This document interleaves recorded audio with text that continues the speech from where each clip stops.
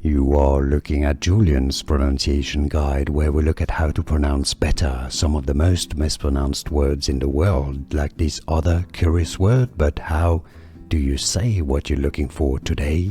Let's learn how to pronounce this name once and for all, correctly named after an American baseball player with the Yankees, who developed the disease at the time, nicknamed the Iron Horse.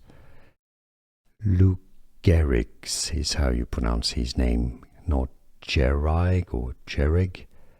Lou Gehrig's disease.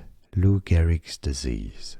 Here are more videos on how to pronounce more confusing words and names too many mispronounced. Like this video if you found it useful. I appreciate your support. I'll see you soon and thanks for watching.